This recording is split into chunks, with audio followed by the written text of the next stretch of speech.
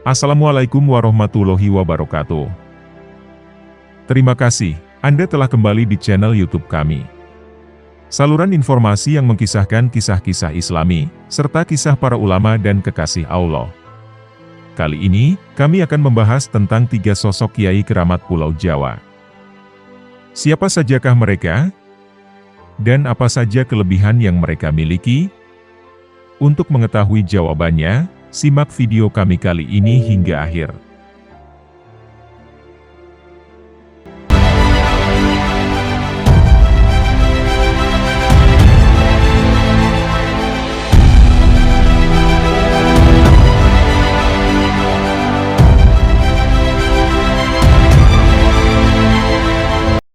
Mbah Mangli Magelang. Mbah Mangli lahir di kota Jepara, Jawa Tengah, dengan nama Hasan Askari. Beliau dilahirkan pada hari Jumat Legi, tanggal 17 Agustus, tahun 1928, pada pukul 2 malam. Mbah Mangli merupakan putra bungsu dari Kiai Muhammad Ishaq. Menurut silsilahnya, beliau masih keturunan dari Maulana Hasanuddin, putra Sunan Gunung Jati. Sedangkan dari garis ibu, Mbah Mangli merupakan salah satu keturunan dari seorang waliullah, Kiai Haji Ageng Hasan Besari, yang beliau juga masih keturunan dari Sunan Kalijaga. Diketahui, Mbah Mangli wafat pada tahun 1999.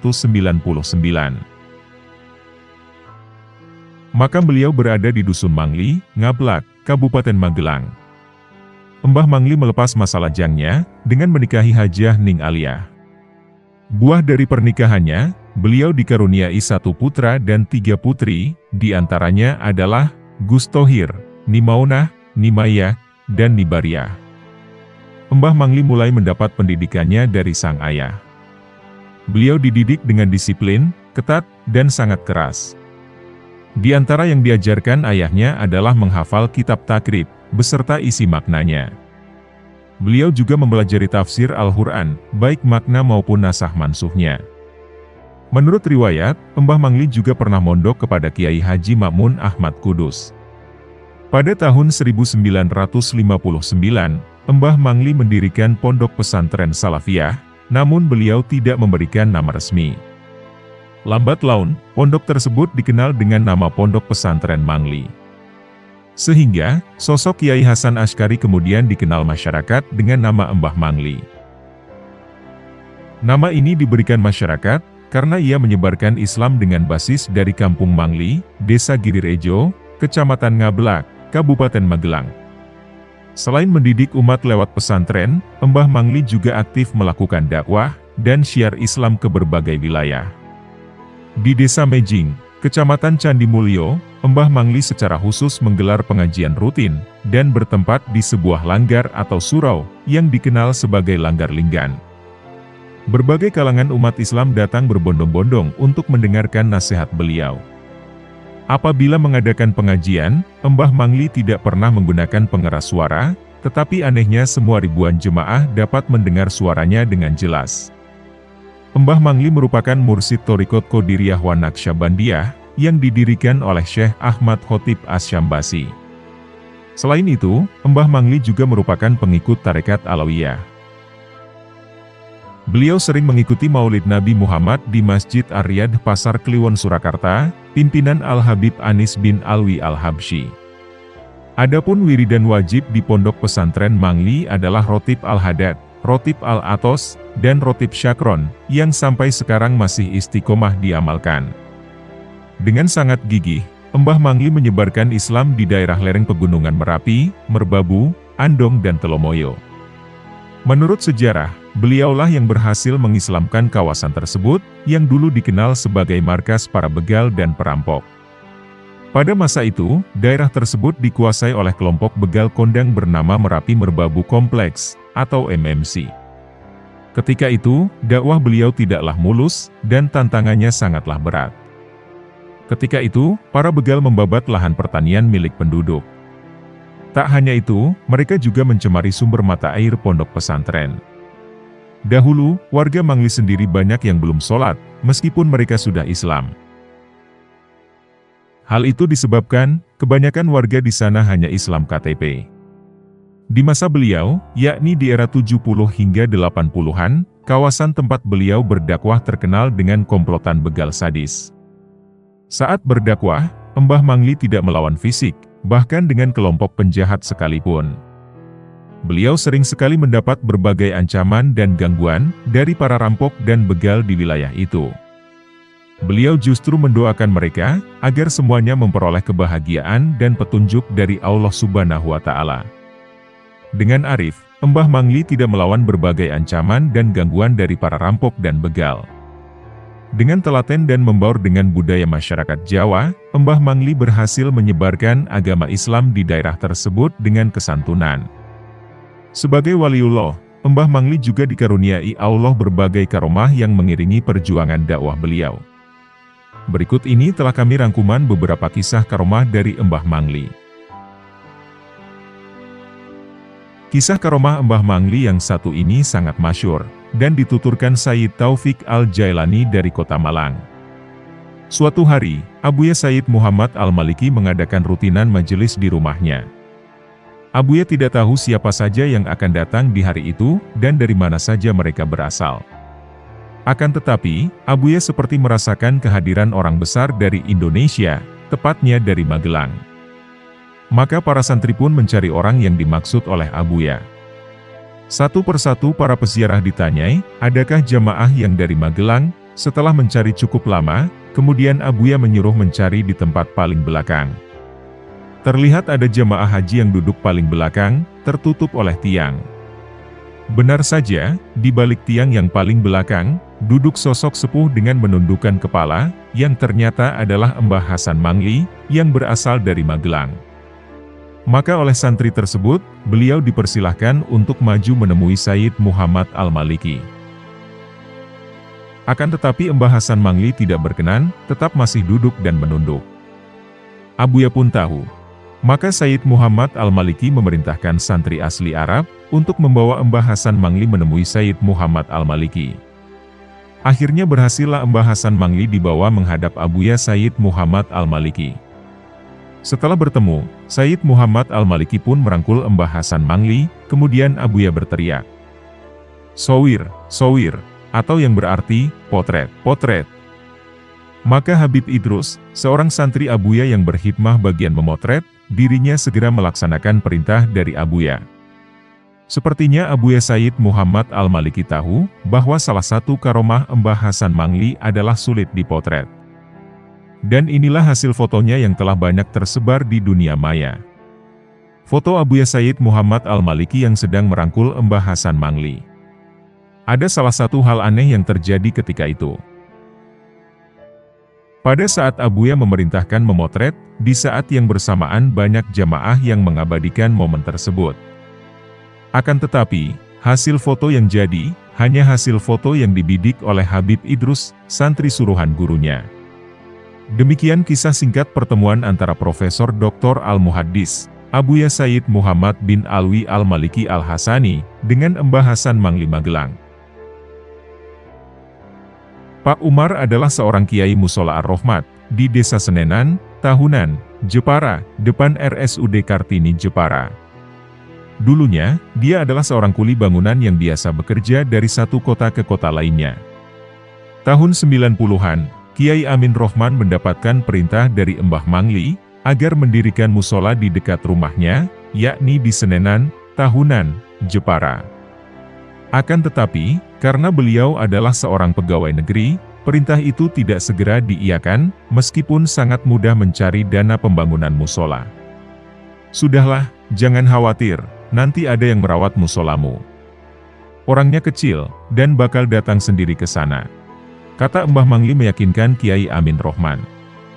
Akhirnya pada tahun 1991, saat Kiai Umar pulang dari perantauan di Jakarta, ia kemudian bekerja di sekitar Senenan, dan ia sering jamaah di musola tersebut. Karena sering melihatnya sholat di musola tersebut, akhirnya Kiai Amin memberanikan diri bertanya kepadanya. "Apakah Anda orang yang pernah dikatakan Mbah Mangli?" ujarnya. "Maksudnya bagaimana Kiai?" jawab Kiai Umar dengan kebingungan saat itu.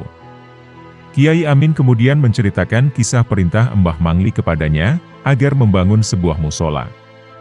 Menurut Mbah Mangli, musola tersebut nanti akan didatangi seorang pemuda kecil, yang kelak ia akan mengurus musola.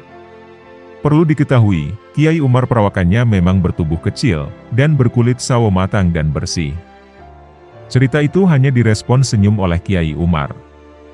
Tapi dalam hatinya muncul mahabbah kepada Mbah Mangli, yang telah memprediksi kedatangannya. Kiai Umar sangat mengagumi sosok Mbah Mangli, walaupun belum pernah bertemu langsung. Saking mahabbahnya, pernah dalam sebuah malam, ia berdoa ingin sekali bertemu dengan Mbah Mangli. Permintaan itu tak lama mendapatkan jawaban dari Allah Subhanahu wa Ta'ala. Kiai Umar tiba-tiba didatangi seorang lelaki paruh baya ke musola Ar-Rahmat. "Anda ingin bertemu Mbah Mangli, mari saya antar sekarang." Kebetulan, Mbah Mangli sekarang ada di Jepara, kata laki-laki asing itu kepada Kiai Umar. Kiai Umar kemudian diantar menggunakan motor, oleh lelaki yang tidak diketahui namanya itu. Dan benar saja, ketika di Mantingan, Kiai Umar kemudian berhasil bertemu dengan Mbah Mangli, tepatnya di sebelah selatan masjid kompleks makam Nyai Ratu Kalinyamat. Mbah Mangli kala itu berziarah ke makam orang tua, dan nenek moyangnya di kompleks tersebut. Sayang, saat bertemu dengan Mbah Mangli, Kiai Umar hanya bersalaman dan cium tangan, dan tidak ada dialog panjang yang terjadi. Pertemuan pertama Kiai Umar dengan Mbah Hasan Mangli ini ternyata berlanjut di doa selanjutnya. Pada suatu malam, di saat sedang mengerjakan sholat malam, Kiai Umar bermunajat agar bisa sowan ke rumah Mbah Mangli di Magelang. Tak berapa lama, lagi-lagi Kiai Umar didatangi oleh seorang laki-laki tak dikenalnya, yang mereka hendak berangkat rombongan ke Mangli Magelang. Dari musola Ar-Rahmat itu, Kiai Umar kemudian berangkat dengan dijemput orang tersebut. Orang itu datang sendiri, padahal tidak ada permintaan, apalagi undangan dari Kiai Umar saat itu. Tiba-tiba saja saya diajak oleh orang-orang tersebut, tanpa kenal siapa dia, bahkan sampai sekarang ini, jelas Kiai Umar menceritakan.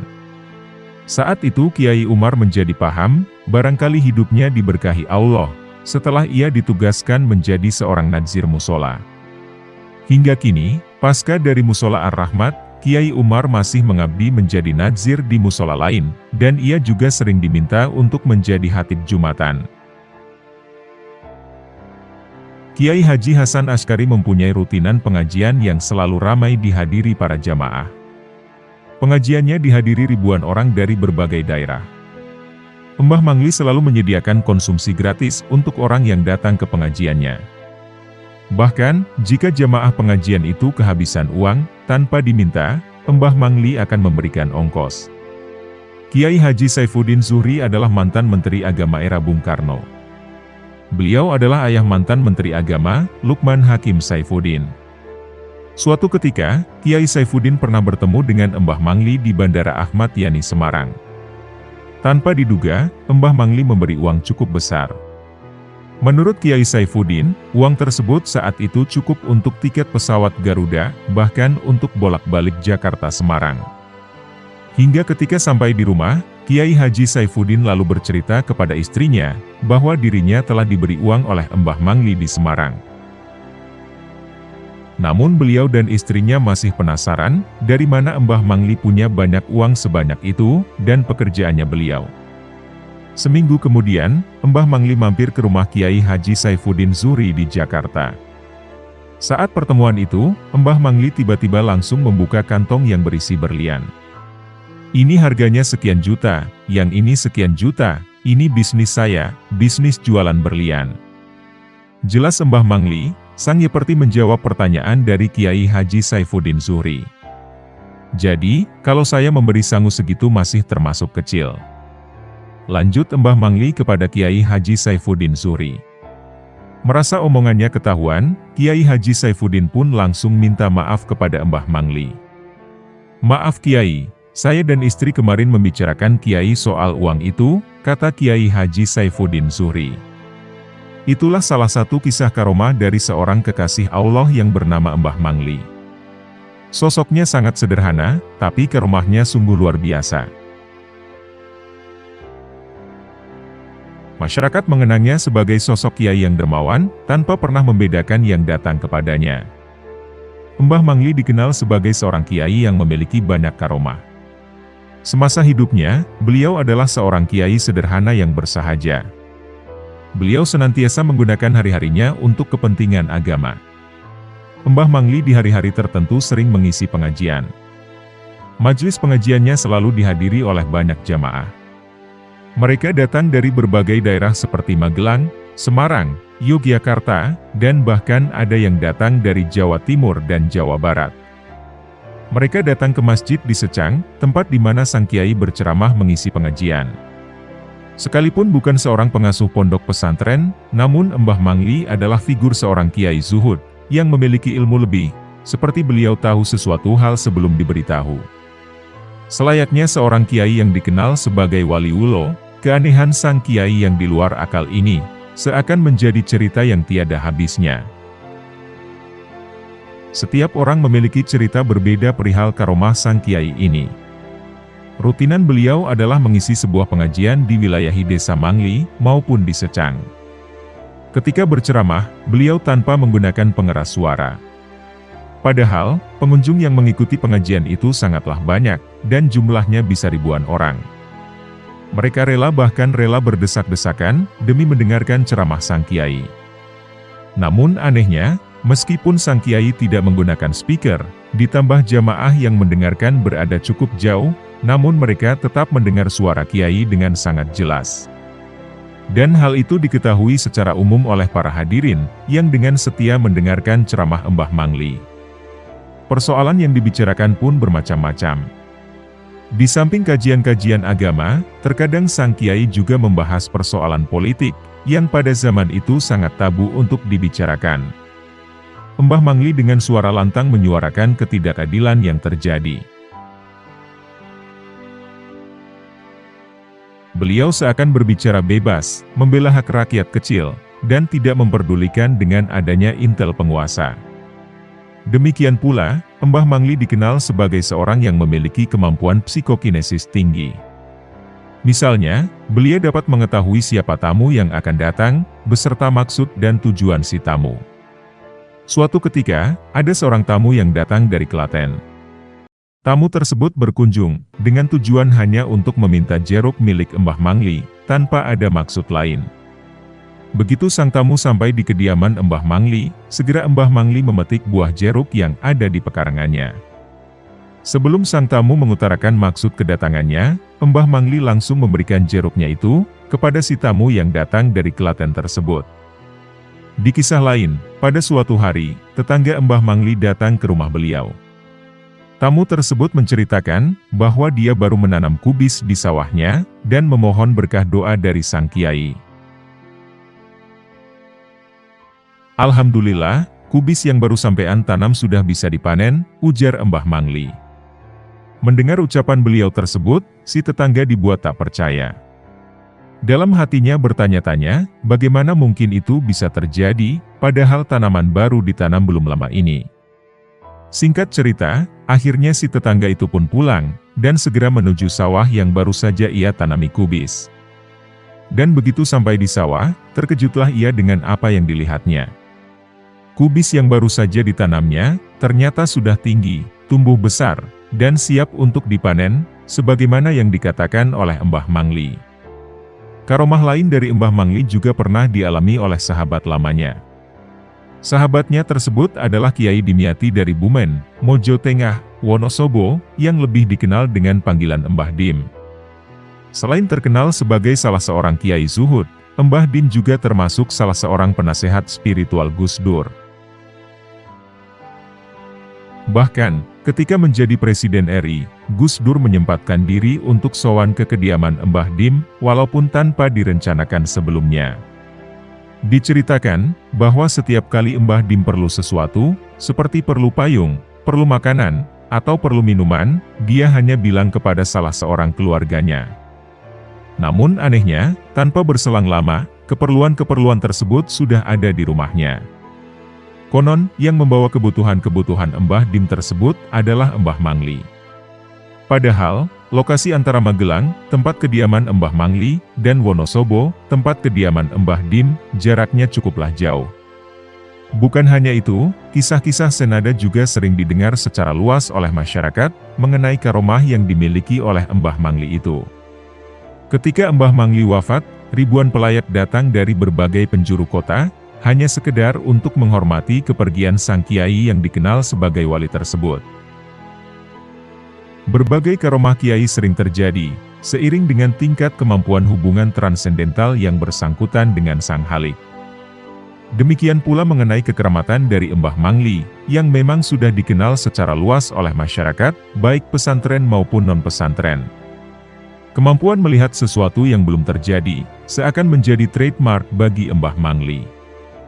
Faktor-faktor supranatural yang dimiliki sang kiai, membuat para pengikutnya mengikuti sang kiai dengan penuh keikhlasan dan kekaguman.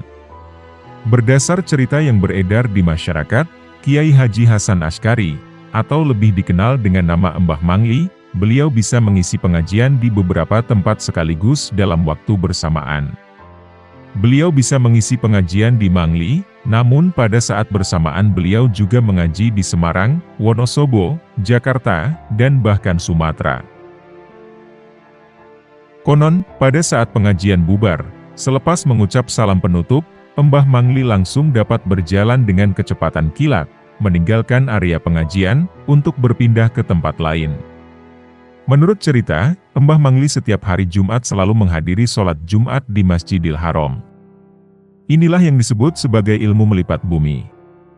Dalam sekejap mata, beliau bisa berpindah tempat di berbagai penjuru dunia. Beliau juga tidak memerlukan pengeras suara atau loudspeaker untuk berdakwah, seperti halnya kebanyakan kiai dan mubalik lainnya. Padahal, jamaah yang menghadiri setiap pengajian Mbah Mangli mencapai puluhan ribu orang. Menurut sesepuh dusun setempat, warga Mangli sangat menghormati sosok Mbah Mangli. Bahkan, meski beliau sudah meninggal sejak tahun 1999, nama Mbah Mangli masih tetap harum dikenang masyarakat. Setiap hari, ratusan peziarah dari berbagai daerah memadati makamnya, yang berada di dalam kompleks pesantren. Demikianlah manakib dari sosok Kiai Haji Hasan Asy'ari, atau yang dikenal dengan sebutan Mbah Mangli. Semoga kita dapat mengambil hikmah dari kisah perjuangan dakwah beliau, serta meneladani akhlak mulia beliau. Kiai Abbas Buntet Cirebon. Berikut ini akan kami bawakan kisah perjalanan hidup dari sang waliullah pejuang kemerdekaan Indonesia, Kiai Haji Abbas Buntet. Kiai Abbas bin Abdul Jamil dari pesantren Buntet Cirebon. Beliau merupakan ulama besar sekaligus pejuang kemerdekaan Republik Indonesia. Kisah perjuangannya dalam pertempuran 10 November 1945 sangatlah legendaris. Beliau tidak kalah hebat dengan Bung Tomo dan Sumarsono. Peristiwa itulah yang kemudian hari dikenal sebagai Hari Pahlawan. Ini sebenarnya bukan pertempuran. Peristiwa ini lebih tepat disebut sebagai aksi balas dendam Inggris terhadap tewasnya Brigjen Mallaby. Sejak jam 6 pagi, Surabaya dihujani peluru meriam-meriam dari kapal-kapal laut Inggris. Tidak hanya dari laut, dari udara pesawat mereka juga menghujani rakyat di kota Surabaya dan kampung-kampung dengan bom-bom. Serangan bom ini membuat ribuan rumah warga di kota Surabaya dan kampung-kampung hancur berantakan, hingga rata dengan tanah. Tidak hanya itu, puluhan ribu jiwa juga melayang, mayat terlihat bergelimpangan di mana-mana. Berhari-hari mereka lakukan serangan tersebut dengan kejam dan tak ada pertimbangan perikemanusiaan sama sekali. Kenang Soemarsono, salah seorang pelaku perjuangan. Dalam serangan itu, pihak Inggris mengakui, jumlah korban tewas dari rakyat dalam serangan itu mencapai 20.000 jiwa. Angka ini, belum termasuk mereka yang berhasil selamat, namun menderita luka berat dan ringan. Puluhan ribu rakyat menjadi korban pemboman dalam 2 kali pertempuran di Surabaya. Tetapi, rakyat dan pemuda tidak ada pikiran menyerah atau minta ampun. Bahkan, mereka mendidih semangatnya, sambung Soemarsono. Melihat kondisi itu, Bung Tomo meminta petunjuk kepada Hadratus Yaih Kiai Haji Hashim Asy'ari untuk menyerang pasukan penjajah. Tunggu kedatangan Kiai dari Cirebon. Jawab pimpinan pesantren Tebu Ireng Jombang dan Ros Akbar NU itu. Adapun kiai dari Cirebon yang dimaksud Kiai Hasyim Asy'ari, beliau adalah Kiai Abbas dari Pondok Pesantren Buntet Cirebon. Kiai Abbas Buntet adalah putra sulung Kiai Abdul Jamil, putra Kiai Muta'ad, yang juga menantu Mbah Mukoyim, sang pendiri Pondok Pesantren Buntet. Saat perjuangan kemerdekaan di Indonesia tengah hebat-hebatnya, yang ditandai dengan diproklamasikannya kemerdekaan Indonesia pada 17 Agustus 1945. Pada saat itulah, Kiai Abbas terjun ke dunia pergerakan meninggalkan kitab kuningnya. Menurutnya, pada masa itu yang lebih diutamakan adalah keahlian bela diri dan ilmu kanuragan. Dia juga mulai meninggalkan pondok pesantren dan melakukan dakwah langsung di tengah masyarakat. Sarana dakwah itu juga dimanfaatkannya sambil mengajarkan berbagai ilmu kesaktian dalam bela diri, sebagai bekal melawan penjajah. Aktivitas Kiai Abbas ini cepat mendapatkan respon positif dari masyarakat yang ingin berjuang. Dengan cepat, Pondok Pesantren Buntet yang dikenal sebagai laboratorium pendidikan agama Islam. Pesantren ini berkembang menjadi benteng perlawanan melawan penjajah. Kiai Abbas lalu mendirikan Laskar Hizbullah sebagai wadah perjuangan. Selain Hizbullah, Kiai Abbas dan para sesepuh pesantren Buntet juga membentuk organisasi Ashbal, yang anggotanya terdiri dari anak-anak usia di bawah 17 tahun. Organisasi ini bertugas untuk memata-matai pergerakan musuh. Salah seorang pengawal Kiai Abbas yang bernama Abdul Wahid menceritakan pengalamannya mengawal Kiai Abbas ke Surabaya. Bersama Detasemen Hizbullah Resimen 7 Divisi 1 Syarif Hidayat, Kiai Abbas berangkat pada 6 November 1945. Pasukan Kiai Abbas meninggalkan markas Detasemen, menuju stasiun Perujakan Cirebon dengan naik kereta api ekspres. Turut serta bersama rombongan Kiai Haji Ahmad Tamin dari Losari, yang berperan sebagai pendamping Kiai Abbas. Pada waktu itu, Kiai Abbas tampak mengenakan jas buka abu-abu, kain sarung plekat bersorban, dan beralas kaki terumpah atau sandal japit dari kulit. Bawaan Kiai Abbas saat itu hanya sebuah kantong plastik berisinya sandal bakyak. Setibanya di stasiun Rembang, Jawa Tengah, sudah banyak yang menunggunya. Rombongan Kiai Abbas lalu diantar ke pondok pesantren Kiai Bisri di Rembang. Malam harinya, mereka musyawarah menentukan pemimpin pertempuran. Dalam musyawarah itu, komando pertempuran dipercayakan kepada Kiai Abbas. Usai sholat subuh, pondok pesantren Rembang sudah ramai oleh santri yang siap mati berjuang melawan penjajah. Rombongan pun lalu berangkat menuju ke Surabaya. Sebelum ke Surabaya, Kiai Abbas memanggil Abdul Wahid dan meminta sandal bakyak yang dititipkan kepadanya saat di Cirebon. Kiai Abbas lalu berangkat dengan menumpang mobil sedan kuno. Di dalam mobil yang ditumpangi Kiai Abbas, juga terdapat Kiai Bisri yang duduk di jok belakang, dan Haji Ahmad Tamin di depan bersama sopir. Sementara, para pengawal Kiai Abbas dari Cirebon, mereka diminta tinggal berjaga di pesantren Rembang. Setibanya di Surabaya, rombongan Kiai Abbas disambut dengan gemuruh takbir dan pekik merdeka. Para kiai lalu masuk ke masjid dan melakukan salat sunnah. Kemudian, Kiai Abbas meminta Kiai Haji Ahmad Tamin berdoa di tepi kolam, sedangkan kepada Kiai Bisri dari Rembang, Kiai Abbas memohon agar dia memerintahkan para laskar dan pemuda yang akan berjuang melawan penjajah, untuk segera mengambil air wudhu, dan meminum air yang telah diberi doa. Setelah meminum air yang telah diberi doa, para pemuda yang tergabung dalam Badan Perjuangan Arek-Arek Surabaya tanpa mengenal takut, langsung menyerang tentara Belanda dengan hanya bersenjatakan bambu runcing dan parang. Melihat keberanian pemuda Indonesia, para tentara Belanda menghamburkan pelurunya ke segala arah. Korban dari kalangan pemuda sangat banyak sekali. Namun banyak juga serdadu Belanda yang meninggal di ujung bambu runcing. Dalam pertempuran itu, Kiai Abbas dan para kiai lainnya berada di tempat yang agak tinggi, hingga bisa memantau jalannya pertempuran. Dengan menggunakan sandal bakyak, Kiai Abbas berdiri tegak di halaman masjid sambil berdoa. Dia mengadahkan kedua tangannya ke langit, dan keajaiban terjadi.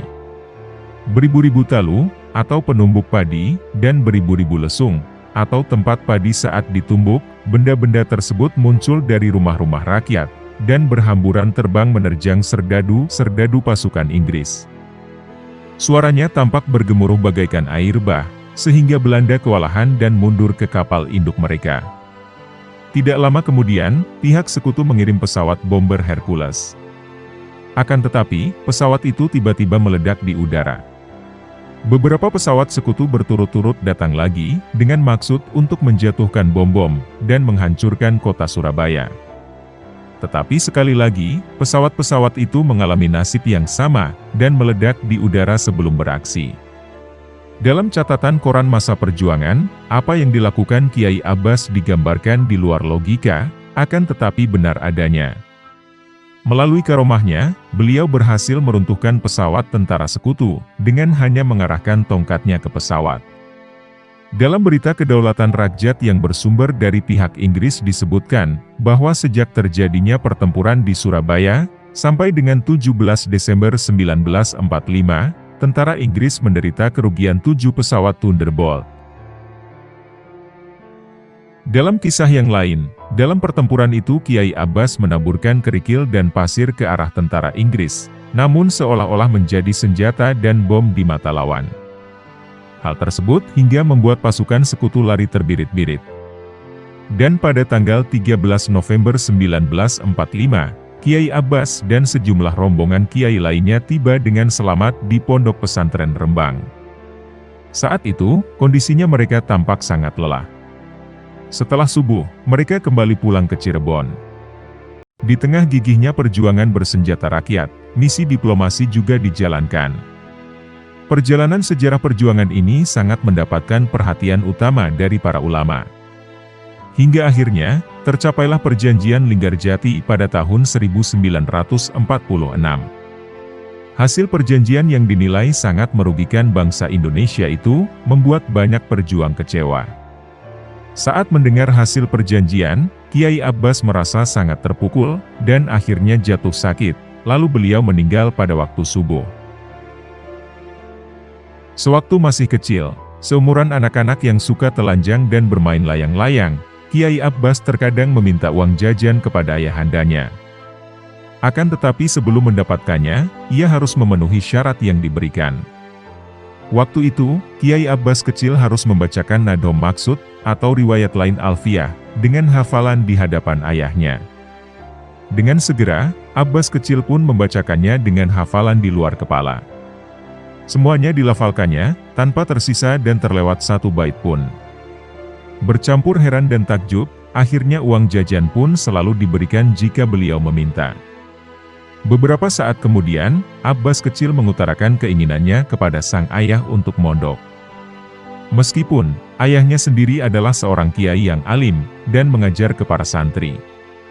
Namun orang Jawa biasanya menyebut, bahwasanya hal itu belum dikatakan mondok, karena masih belajar kepada orang tuanya sendiri. Seseorang disebut sudah mondok, jika dirinya belajar ke pesantren yang bukan milik orang tuanya. Begitupun juga yang dialami dengan Kiai Abbas kecil, yang punya keinginan besar untuk belajar ke pesantren-pesantren yang ada di Jawa, khususnya di Jawa Barat. Karena desakan yang besar dari anaknya, akhirnya Kiai Haji Abdul Jamil mengabulkan. Ya sudah, kalau kamu ingin mondok, mintalah restu kepada kerabatmu, yang sekarang ada di Masjid Agung Keraton Cirebon. Dengan langkah tegap, dan tatapan tajam ke depan, Abbas kecil berjalan kaki menyusuri rel kereta api. Ia pun berangkat pagi dari rumahnya menuju Masjid Agung Cirebon. Kebetulan, hari itu adalah hari Jumat. Tepat pukul 12 yang kurang 10 menit, beduk masjid pun berbunyi, bersamaan dengan datangnya Abbas kecil. Salah seorang habib, imam dan khotib Masjid Agung Cirebon pun berteriak. Siapa yang berani-beraninya menabuh beduk, padahal waktu masuk sholat kurang 10 menit lagi. Karena satupun jamaah yang hadir tidak ada yang menjawab, dan memang tidak ada yang merasa menabuh beduk, maka sang habib itu pun bertanya di hadapan jamaah. Siapa saja orangnya yang masuk masjid bersamaan dengan bunyi beduk tadi, suruh dia menghadap saya. Para jamaah pun saling toleh, tidak ada yang merasa. Tetapi salah seorang dari mereka memberanikan diri untuk menjawab. Maaf Habib, ada satu orang yang dimaksud, tapi dia cuma anak kecil, kulitnya hitam, nampak lusuh, dan pakaiannya tidak rapi. Tak mengapa, meskipun dia hanyalah anak kecil, jawab sang Habib. Akhirnya Kiai Abbas kecil pun diminta menghadap sang Habib, dan ia pun ditanya. "Kamu itu siapa, dan berasal dari mana?" tanya sang Habib. Maka dijawablah dengan tegas oleh anak kecil itu. "Saya Abbas, putranya Abdul Jamil Buntet." Mendengar jawaban tersebut, langsung saja sang Habib merangkulnya sembari menangis, dan seraya berkata, "Masya Allah, kamu Abbas putranya Kiai Abdul Jamil Buntet, kamu masih kerabatku." Akhirnya, Abbas kecil pun disuruh sang Habib untuk naik mimbar, dan berkhutbah. Meski kecil, ia sudah sangat fasih berbicara di hadapan orang banyak. Beliau berkhutbah dengan lancarnya, bak khatib yang sudah sangat berpengalaman. Dan menurut beberapa sumber, ternyata beduk masjid yang berbunyi sendiri itu, adalah sebagai pertanda dan penyambutan adanya tamu orang yang besar, yakni Kiai Haji Abbas bin Kiai Haji Abdul Jamil Buntet. Mungkin yang menabuh beduk dan menyambut itu adalah para malaikat, ucap Kiai Ridwan, salah satu dari santri pesantren Buntet. Pengasuh Ma'had Darussalam Buntet, Kiai Haji Ahmad Rifki Khawash, beliau pernah mengisahkan tentang ulama karismatik Kiai Haji Abbas Abdul Jamil, yang selamat dari percobaan pembunuhan di zaman revolusi fisik. Dan pada saat itu, pelakunya adalah orang pribumi suruhan Belanda. Peristiwa itu sering disebut sebagai tragedi hari Jumat. Menurut Kiai Ahmad Rifki, kisah ini terhitung kisah mutawatir, karena banyak disaksikan oleh para kiai dan santri Buntet pesantren Cirebon. Ayahnya sendiri, Kiai Haji Khawash Nuruddin juga sering menceritakan kisah ini. Al-Kisah, Kiai Haji Muhammad Abbas bin Kiai Haji Abdul Jamil kedatangan tamu dari jauh. Seperti biasa, beliau selalu memuliakan tamu siapapun, tanpa terkecuali, dan tanpa menaruh curiga, karena beliau selalu berhusnudon. Setelah menginap semalam, tamu yang belakangan baru diketahui seorang pendekar bayaran Belanda itu meminta Kiai Abbas untuk mengantarnya berziarah ke Makbaroh Gajah Ngambung. Karena terendus gelagat tidak baik, Kiai Abbas meminta tamu itu untuk diantar saja oleh santri. "Maaf saya tidak bisa, saya ada keperluan." Setelah berkali-kali memohon diantar, akhirnya Kiai Abbas berkata, "Baiklah, tunggu saya berwudu akan dulu," tambah Kiai Ahmad Rifki menirukan jawaban Kiai Abbas. Dijelaskan, ketika Kiai Abbas hendak berwudu, secara diam-diam si tamu tadi mengikuti dari belakang. Sambil menghunuskan sebilah pisau tajam yang sudah dilumuri racun, dan sudah disiapkannya sejak awal. Beruntung, Kiai Abbas yang merasakan sambaran pisau dapat mengelak dan menangkis. Padahal, pisau belati tersebut nyaris menyentuh leher beliau, ujar Kiai Ahmad Rifki. Merasa penasaran, si pendekar ini terus-menerus menyabetkan pisaunya. Namun, Kiai Abbas berhasil menghindari setiap serangannya. Bahkan, Kiai Abbas berhasil mengunci tangan pelaku yang memegang pisau, dan menggenggam tangan satunya. Kiai Abbas tidak langsung menghabisi lawan. Tapi jagoan itu diseret keluar rumah, sampai di depan masjid kurang lebih 50 meter dari tempat semula. Di tempat tersebut, pertarungan kembali berlangsung, hingga para santri dan masyarakat berkerumun menyaksikan duel dua jagoan. Apalagi, yang satunya itu adalah guru dan kiai panutan mereka. Melihat kiainya diperlakukan seperti itu, salah satu dari pengawal Kiai Abbas yang bernama Kimanap, sang jagoan silat aliran Cikalong, ia merasa geram dan berteriak histeris. "Kiai, biar saya saja yang mati," tambahnya menirukan ucapan Kimanap. Tanpa berpikir panjang, Kimanap kemudian menghampiri, dan melayangkan potongan rel kereta api ke punggung pendekar yang jadi lawan duel Kiai Abbas. Anehnya, si pendekar itu tetap bertahan, dan seolah tidak merasakan pukulan Kimanap. Padahal, lanjut Kiai Ahmad Rifki, walau dengan tangan kosong, pukulan Kimanap bisa menghancurkan tubuh musuh. Saat itu Kiai Abbas berteriak, "Jangan, biarkan saja dulu," kata Kiai Ahmad Rifki. Pertarungan sengit itu bertahan cukup lama, yaitu dari pagi sampai menjelang adzan Jumat. Santri dan masyarakat setempat hanya bisa menyaksikan dengan perasaan yang berkecamuk, mengingat tidak bisa membantu karena Kiai Abbas melarangnya. Kiai Abbas tahu bahwa dia bukan musuh dan hanya sebagai orang bayaran.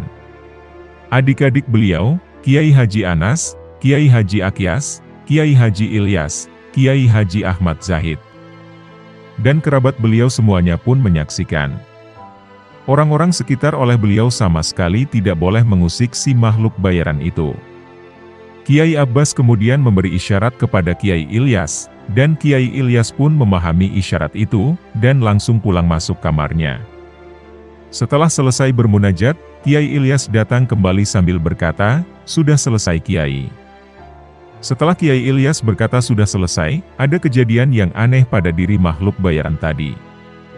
Dia kelingak-kelinguk, seperti kehilangan keseimbangan, kemudian kakinya diserimpung. Dan badannya yang kekar dibanting oleh sejumlah jawara Kiai Abbas, yang seketika menggeruduk tanpa komando, jelas Kiai Ahmad Rifki. Kiai Anas yang tahu rahasia pembunuh bayaran itu berteriak, agar ada yang mengambil sabuk dan rompinya. Ternyata, setelah sabuk dan rompi jimat jagoan bayaran itu diambil, dia langsung terkulai lemas tak berdaya. Ada seorang jawara muda, yang bernama Kiai Johar. Saking geramnya, ia menyiramkan minyak tanah di sekujur tubuh jagoan bayaran itu, jelas Kiai Ahmad Rifki. Kata Kiai Abbas, "Jangan, suruh dia ganti baju," sambungnya. Kiai Abbas mewanti-wanti untuk berbuat baik, dan menyantuni jagoan bayaran itu. Karena menurutnya, dia bukan musuh, tapi hanya orang bayaran saja. Setelah diberi pakaian baru, ia diberi makan dan minum, serta dikasih ongkos pulang. Akhirnya jagoan tersebut mengakui identitas dan asal-usulnya. Beberapa waktu kemudian, orang ini jadi gila, dan akhirnya meninggal dunia, pungkas Kiai Ahmad Rifki. Kiai Haji Abbas bin Abdul Jamil Buntet. Beliau lahir pada hari Jumat 24 Zulhijjah, tahun 1300 Hijriah, atau bertepatan pada tahun 1879 Masehi, di Desa Pekalangan, Cirebon. Beliau merupakan putra sulung Kiai Haji Abdul Jamil. Jalur nasab dari sang ayah, beliau merupakan turunan dari Kiai Haji Muta'ad, yang tak lain adalah menantu pendiri pesantren Buntet, yakni Mbah Mukoyim, yang juga salah seorang mufti di Kesultanan Cirebon. Kiai Abbas memiliki dua orang istri, yakni Nyai Asyah, dan Nyai Zainab. Dari pernikahan tersebut beliau dikarunia putra diantaranya adalah Kiai Haji Mustahdi, Kiai Haji Mustamid, Kiai Haji Abdullah, dan Kiai Haji Nahduddin Royandi. Kiai Haji Abbas Jamil Buntet memulai pendidikannya dengan belajar kepada ayahnya sendiri, Kiai Haji Abdul Jamil. Setelah menguasai dasar-dasar ilmu agama, barulah beliau melanjutkan menuntut ilmu di beberapa pesantren. Guru-guru beliau adalah Kiai Haji Nasuha Sukansari Pleret, Kiai Haji Hasan Jatisari Weru, Kiai Haji Ubaidah Tegal, dan juga Kiai Haji Hashim Asy'ari. Selain itu, di Masjidil Haram Makkah beliau juga berguru kepada Syekh Ahmad Hatib Al-Minangkabawi, Syekh Ahmad Zubaidi, dan Syekh Mahfud At-Termasi. Adapun murid-murid beliau adalah Kiai Haji Holil Cirebon, Kiai Haji Sulaiman Babakan Cirebon, Profesor Kiai Haji Ibrahim Husain, Kiai Haji Ahmad Syakir Maksum, dan Kiai Haji Mustamid Abbas. Kiai Haji Abbas Jamil Buntet lahir pada hari Jumat 24 Zulhijjah 1300 Hijriah, atau pada tahun 1879 Masehi, tepatnya di Desa Pekalangan Cirebon. Beliau merupakan putra sulung Kiai Haji Abdul Jamil. Sedangkan dari jalur nasab sang ayah, beliau merupakan turunan dari Kiai Haji Muta'ad, yang tak lain adalah menantu pendiri pesantren Buntet, yakni Mbah Mukoyim. Yang mana, beliau merupakan salah seorang mufti di Kesultanan Cirebon. Menurut riwayat, beliau menjadi mufti pada masa pemerintahan Sultan Harudin I. Sultan Kanoman yang mempunyai anak Sultan Harudin II, yang lahir pada tahun 1777. Tetapi, jabatan terhormat itu kemudian ditinggalkan, semata-mata karena dorongan dan rasa tanggung jawab terhadap agama dan bangsa. Selain itu, juga karena sikap dasar politik Mbah Mukoyim, yang non-kooperatif terhadap penjajah Belanda. Hal itu dikarenakan, saat itu penjajah secara politik sudah menguasai Kesultanan Cirebon. Setelah meninggalkan Kesultanan Cirebon, maka didirikanlah lembaga pendidikan pesantren di tahun 1750, tepatnya di Dusun Kedung Malang, Desa Buntet, Cirebon. Yang mana, petilasannya masih dapat dilihat sampai sekarang, yang berupa pemakaman para santrinya. Dan untuk menghindari desakan penjajah Belanda, beliau selalu berpindah-pindah tempat. Sebelum berada di Blok Buntet, atau Desa Martapada Kulon, seperti sekarang ini, ia berada di sebuah daerah yang disebut Gajah Ngambung.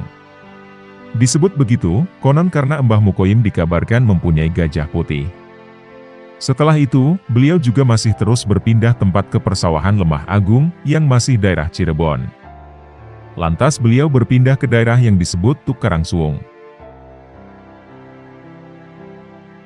Bahkan, lantaran begitu gencarnya desakan penjajah Belanda, karena sikap politik yang non-kooperatif, Mbah Mukoyim sampai hijrah ke daerah Beji, Pemalang, Jawa Tengah. Sebelum pada akhirnya, beliau kembali ke daerah Buntet Cirebon. Hal itu dilakukannya, karena hampir setiap hari tentara penjajah Belanda melakukan patroli ke daerah pesantren. Sehingga, suasana pesantren menjadi mencekam. Tetapi, para santri tetap giat belajar sambil terus bergerilya, bila malam hari tiba. Semuanya itu dijalani dengan tabah, dan penuh dengan harapan. Sebab, Mbah Mukoyim selalu mendampingi mereka. Sementara, bimbingan Mbah Mukoyim selalu mereka harapkan. Sebab, kiai itu dikenal sebagai tokoh yang ahli tirakat, riyadhah, untuk kewaspadaan dan keselamatan bersama. Beliau pernah berpuasa tanpa putus selama 12 tahun. Kiai Haji Mukoyim membagi niat puasanya yang 12 tahun itu, dalam 4 bagian. 3 tahun pertama, ditunjukkan untuk keselamatan pesantren Buntet. 3 tahun kedua untuk keselamatan anak cucunya. Dan 3 tahun yang ketiga, untuk para santri dan pengikutnya yang setia. Sedang 3 tahun yang keempat, untuk keselamatan dirinya sendiri. Saat itu, Kiai Haji Mukoyimlah peletak awal pesantren Buntet. Beliau sudah berpikir besar, untuk keselamatan umat Islam dan bangsa. Karena itu, pesantren rintisannya hingga saat ini masih mewarisi semangat tersebut. Sejak zaman pergerakan kemerdekaan, dan ketika para ulama mendirikan Nahdlatul Ulama, pesantren ini menjadi salah satu basis kekuatan NU di Jawa Barat. Kiai Haji Abbas Jamil Buntet memulai pendidikannya dengan belajar kepada ayahnya sendiri, Kiai Haji Abdul Jamil. Setelah menguasai dasar-dasar ilmu agama baru pindah ke pesantren Sukanasari, Pleret, Cirebon di bawah pimpinan Kiai Haji Nasuha. Setelah itu, masih di daerah Jawa Barat, beliau pindah lagi ke sebuah pesantren salaf di daerah Jatisari di bawah pimpinan Kiai Haji Hasan. Baru setelah itu keluar daerah yakni ke sebuah pesantren di Jawa Tengah, tepatnya di Kabupaten Tegal yang diasuh oleh Kiai Haji Ubaidah. Setelah berbagai ilmu keagamaan dikuasai, maka selanjutnya beliau pindah ke pesantren yang sangat kondang di Jawa Timur, yakni pesantren Tebu Ireng, Jombang di bawah asuhan Hadratus Syekh Kiai Haji Hashim Asy'ari, tokoh karismatik yang kemudian menjadi pendiri NU. Di pesantren Tebu Ireng itulah, yang semakin menambah kematangan kepribadian Kiai Haji Abbas Jamil Buntet. Sebab, di pesantren itu beliau bertemu dengan para santri lain dan kiai yang terpandang, seperti Kiai Haji Abdul Wahab Hasbullah, tokoh dan sekaligus arsitek berdirinya NU. Dan ada juga Kiai Haji Abdul Manaf, yang turut mendirikan pesantren Lirboyo, Kediri, Jawa Timur. Walaupun keilmuannya sudah cukup tinggi, namun beliau seorang santri yang gigih, karena itu tetap berniat memperdalam keilmuannya dengan belajar ke Makkah Al-Mukarromah. Beruntunglah beliau belajar ke sana, sebab saat itu di sana masih ada ulama Jawa terkenal tempat berguru, yaitu Kiai Haji Mahfud Tremas asal Pacitan Jawa Timur, yang karya-karya kitab kuningnya sangat masyhur. Di Makkah, beliau kembali bersama-sama dengan Kiai Haji Bakir Yogyakarta, Kiai Haji Abdillah Surabaya, dan Kiai Haji Wahab Hasbullah Jombang. Sebagai santri yang sudah matang, maka di waktu senggang Kiai Haji Abbas Jamil Buntet ditugasi untuk mengajar pada para mukminin, atau orang-orang Indonesia yang tertinggal di Mekah. Santrinya antara Kiai Haji Holil Baleranto Palimanan, Kiai Haji Sulaiman Babakan Ciwaringin, dan santri-santri lainnya. Dengan bermodal ilmu pengetahuan yang diperoleh dari berbagai pesantren di Jawa, kemudian dipermatang lagi dengan keilmuan yang dipelajari dari Mekah. Serta ditambah lagi upaya Naya mengikuti perkembangan pemikiran Islam yang terjadi di Timur Tengah pada umumnya. Maka, mulailah Kiai Haji Abbas Jamil Buntet memegang tampuk pimpinan pesantren Buntet, warisan dari nenek moyangnya itu, dengan penuh kesungguhan. Dengan modal keilmuan yang memadai itu, membuat daya tarik pesantren Buntet semakin tinggi. Sebagai seorang kiai muda yang energik, beliau mengajarkan berbagai khazanah kitab kuning. Namun beliau juga tidak lupa memperkaya dengan ilmu keislaman modern, yang mulai berkembang saat itu. Maka dari itu, kitab karya ulama Mesir seperti Tafsir Tontowi Jauhari, yang banyak mengupas masalah ilmu pengetahuan itu, mulailah diperkenalkan pada para santri. Dengan sikapnya itu, maka nama Kiai Haji Abbas Jamil Buntet dikenal ke seluruh Jawa, sebagai seorang ulama yang alim dan berpemikiran progresif. Namun demikian, beliau tetap rendah hati pada para santrinya. Misalnya ketika ditanya sesuatu yang tidak dikuasai, atau ada santri yang minta diajari kitab yang belum pernah dikajiannya ulang, maka Kiai Haji Abbas Jamil Buntet terus terang mengatakan pada santrinya, bahwasanya beliau belum menguasai kitab tersebut. Sehingga, beliau perlu waktu untuk menelaahnya kembali. Sebagai pejuang bagi bangsa dan negara Indonesia, Kiai Haji Abbas Jamil Buntet telah memberikan kontribusi yang sangat besar, yakni dalam pertempuran 10 November 1945 di Surabaya. Beliau adalah pemimpin rombongan pejuang Cirebon, yang berangkat dengan kereta api menuju Surabaya. Sebelum beliau diminta datang ke Surabaya, sebelum dimulainya pertempuran tersebut, Bung Tomo terlebih dahulu minta restu kepada Mbah Hashim. Oleh sebab itu, beliau seringkali diminta bantuan khusus, yang berhubungan dengan kepintarannya. Misalnya, untuk menetapkan hari perlawanan terhadap imperialis Inggris, yang sebelumnya diminta oleh Bung Tomo. Tercatat dalam sejarah Indonesia dan sejarah Pondok Pesantren Buntet sendiri, bahwa pada pertempuran 10 November 1945 di Surabaya, peran Kiai Haji Abbas Jamil Buntet bersama Kiai Haji Anas dalam perjuangan melawan imperialis Inggris, sangat menentukan nasib bangsa Indonesia. Atas restu Kiai Haji Hashim Asy'ari, beliau terlibat langsung dan bahu-membahu dengan para pejuang lainnya, dalam pertempuran yang berlangsung hebat tersebut.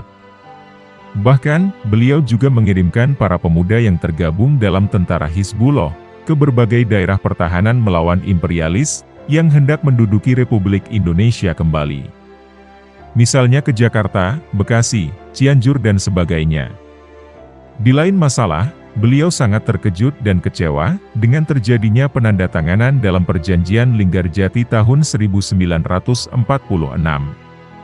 Sebagai seorang pejuang yang langsung terjun di lapangan untuk bergabung dalam tentara Sabilillah, beliau sangat kecewa dengan hasil perundingan tersebut. Sebab, hasil perundingan antara pemerintahan Republik Indonesia dan imperialis Belanda, menurut beliau banyak mengecewakan dan merugikan pihak tentara Republik Indonesia. Adapun di lingkungan organisasi, Kiai Haji Abbas turut aktif dalam Nahdlatul Ulama. Di sini, jabatan beliau adalah anggota Dewan Muhtasyar Pusat, dan kemudian Ros AM Dewan Syuriah NU Provinsi Jawa Barat. Walaupun namanya sudah terkenal di seantero Pulau Jawa, baik karena kesaktiannya maupun karena kealimannya, tetapi Kiai Abbas tetap hidup sederhana. Di langgar yang beratapkan genteng itu, ada 2 kamar dan ruang terbuka cukup lebar, dengan hamparan tikar yang terbuat dari pandan. Di ruang terbuka inilah Kiai Abbas menerima tamu yang tak henti-hentinya. Setiap usai sholat duhur atau asar, sebuah langgar yang berada di pesantren Buntet, Cirebon itu selalu didesaki para tamu. Mereka berdatangan hampir dari seluruh pelosok daerah.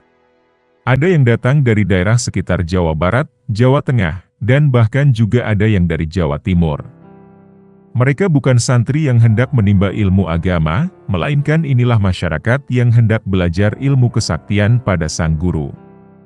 Kiai Haji Abbas Jamil Buntet selalu menjadi rujukan para pemimpin nasional. Tidak hanya karena pengikutnya banyak, tetapi memang nasihat dan pandangannya sangat berisi. Semuanya itu tidak diperoleh begitu saja, melainkan hasil pergumulan panjang, yang penuh pengalaman dan pelajaran. Sehingga, hal itu membuat para tokoh matang dalam kancah perjuangan. Bukan sekadar tokoh yang berperan karena mengandalkan popularitas keluarga atau keturunannya. Semuanya itu tidak terlepas dari peran para pendahulu pesantren Buntet, ayah Kiai Abdullah Abbas sendiri. Yang tak lain adalah Kiai Abbas, seorang ulama besar yang mampu memadukan kitab kuning dan ilmu kanuragan sekaligus, sebagai sarana perjuangan membela umat. Kiai Abbas Buntet wafat pada hari Ahad 1 Rabiul Awal, tahun 1365 Hijriah, atau bertepatan pada tahun 1946 Masehi. Beliau wafat pada usia yang ke-64 tahun. Kiai Haji Abbas Jamil Buntet dipanggil ke haribaan Sang Halik, setelah beliau menunaikan ibadah sholat subuh.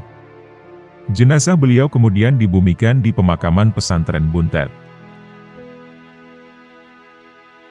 Kiai Hamid Pasuruan. Sebagai waliullah, Kiai Hamid Pasuruan dikenal sebagai sosok dengan banyak karomah. Jika berbicara karomah beliau, mungkin tidak akan ada habis-habisnya. Banyak sekali kesaksian yang dialami langsung dari para narasumber, atas karomah dari Kiai Hamid Pasuruan. Berikut ini adalah beberapa kisah mengenai karomah beliau. Kiai Hamid Pasuruan adalah sosok waliullah mempunyai derajat agung di sisi Allah. Menurut Kiai Haji Mustafa Bisri, atau Gus Mus Rembang, Kiai Hamid bukanlah wali tiban.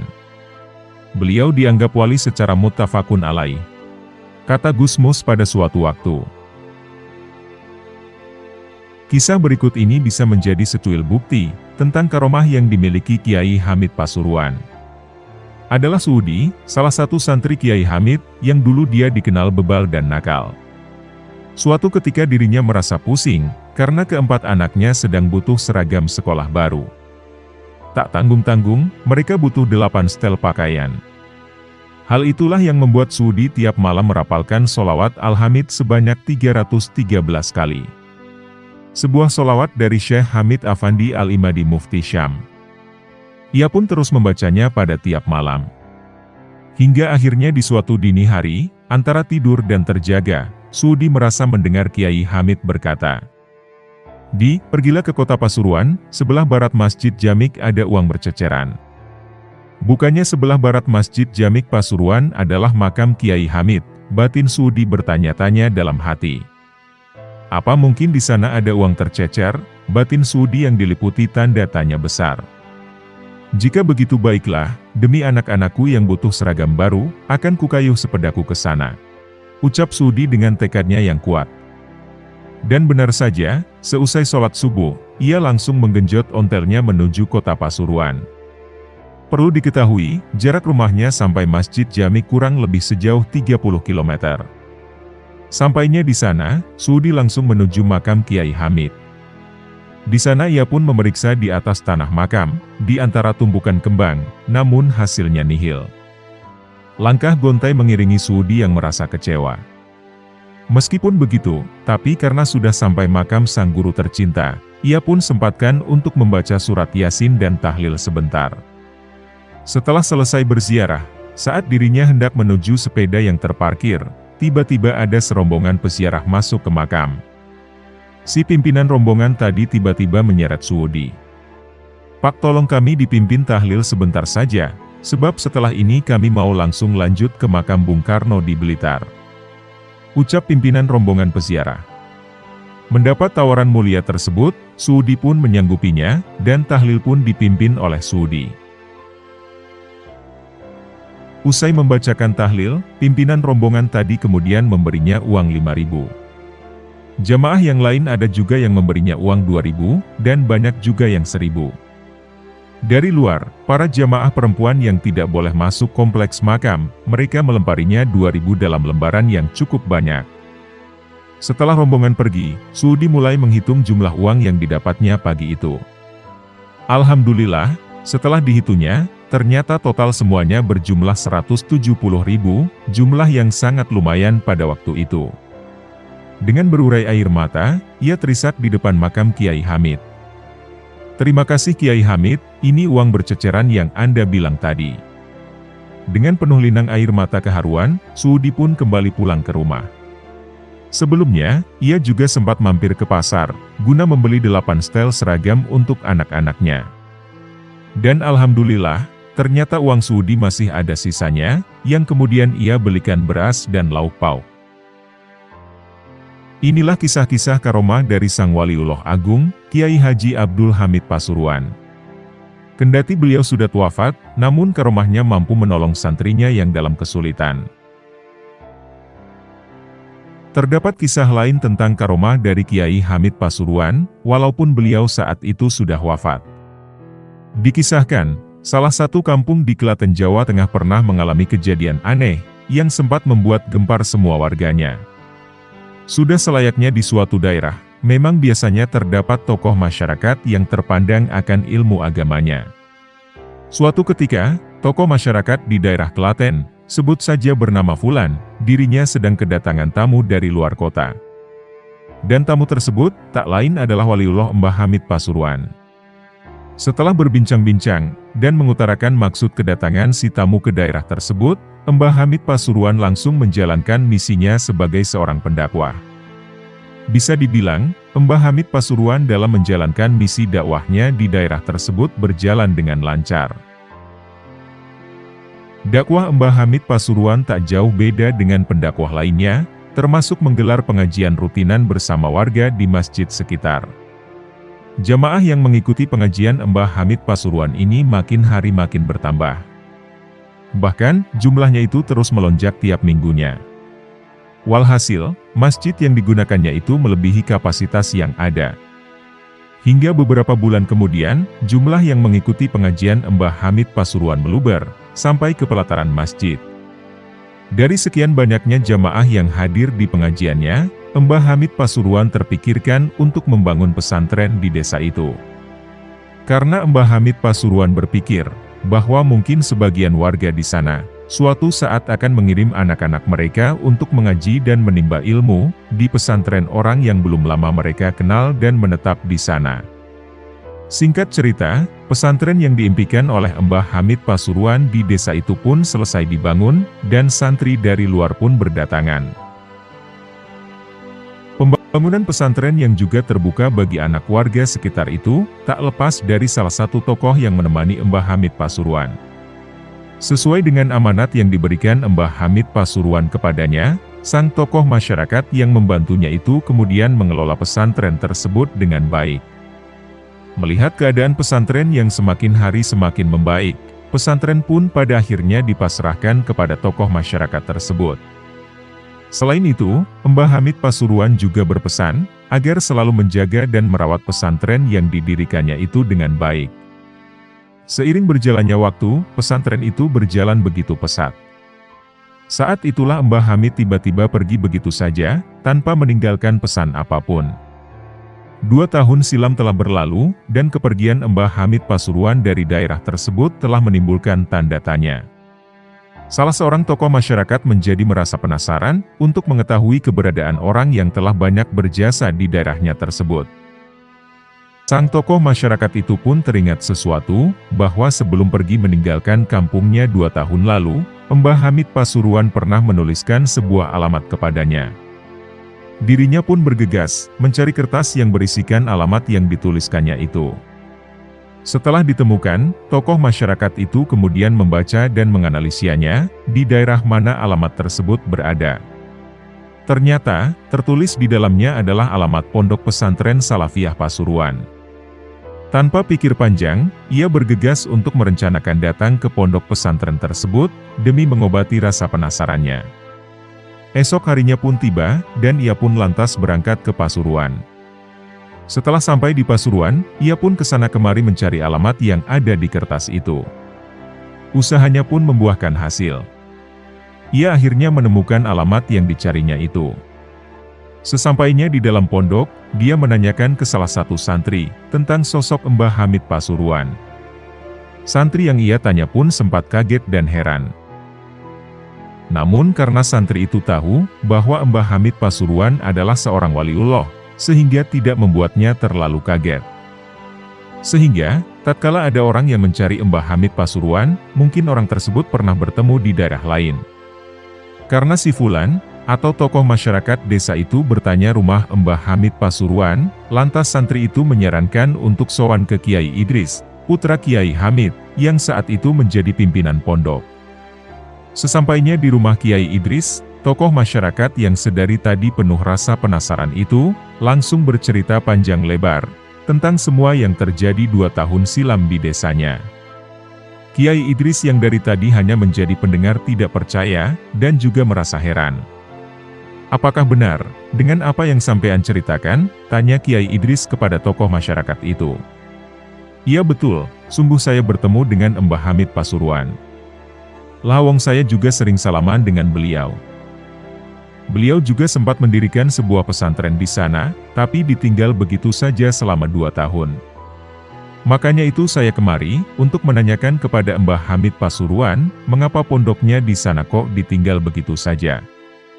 Jelas tokoh masyarakat itu kepada anak Mbah Hamid tersebut. "Saya tadi sebenarnya kaget dan tidak percaya dengan cerita sampean, karena Mbah Hamid Pasuruan sudah lama meninggal," ungkap Kiai Idris menjelaskan. "Memang Anda ini siapa, berani-beraninya bilang kalau Mbah Hamid Pasuruan sudah wafat?" tanya tokoh masyarakat yang rindu akan Mbah Hamid Pasuruan itu, sambil menunjukkan rasa tidak terimanya terhadap apa yang telah dikatakan Kiai Idris kepadanya. "Saya adalah putra dari Mbah Hamid Pasuruan," jawab Kiai Idris santai. Mendengar jawaban itu, kini giliran tokoh masyarakat itu yang tidak percaya, dan merasa sangat heran. "Kalau Anda masih tidak percaya Mbah Hamid Pasuruan itu sudah meninggal, mari ikut saya akan tunjukkan makam beliau kepada sampean," kata Kiai Idris yang berusaha meyakinkan tokoh masyarakat tersebut. Tanpa berpikir panjang, sang tokoh masyarakat itu pun langsung mengiyakan ajakan Kiai Idris. Akhirnya, keduanya menuju makam Mbah Hamid Pasuruan, yang bertempat di kompleks pemakaman di belakang Masjid Jamik Al-Anwar Pasuruan. "Itulah makam abah saya, Kiai Haji Abdul Hamid Pasuruan," kata Kiai Idris sambil menunjukkan makam Mbah Hamid Pasuruan. Melihat kenyataan itu, sang tokoh masyarakat yang merasa telah membangun pesantren dengan Mbah Hamid Pasuruan, merasa tidak percaya dan sangat heran. Baru setelah menghampiri makam yang dimaksud, dan juga membaca sebuah nama yang tertera di batu nisan makam Mbah Hamid Pasuruan, seketika ia pun percaya. Tak lama kemudian, dia menangis sejadi-jadinya. Bahkan ia menangis mulai jam 8 pagi hingga jam 5 sore, di depan makam Mbah Hamid Pasuruan. Setelah puas menangis di depan makam Mbah Hamid Pasuruan, ia pun pulang dengan kabar yang sulit untuk dipercaya orang-orang di kampungnya. Sesampainya di kampung halamannya, keesokan harinya dia mengumpulkan para warga, yang dulu sering mengikuti pengajian Mbah Hamid Pasuruan, untuk menyampaikan kabar yang dia bawa dari Pasuruan. Warga pun datang berbondong-bondong datang ke masjid, untuk mendengarkan kabar keberadaan Mbah Hamid Pasuruan, yang telah menjadi teladan bagi mereka semua.